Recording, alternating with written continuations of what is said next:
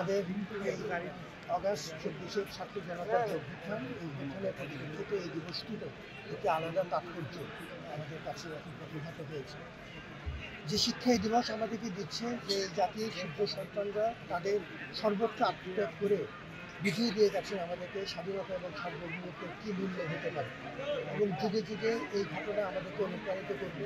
তারই ধারাবাহিকতায় ছাত্র জনতার অভ্যুত্থানেও যে আত্মত্যাগকারীরা তারাও এই ধারাবাহিকতাকে অক্ষুণ্ণ রেখেছেন। জাতির প্রয়োজনে ছাত্র জনতা যে কোনো সময় উঠে দাঁড়াবে এবং সেটাই হোক আমাদের সবার প্রার্থনা।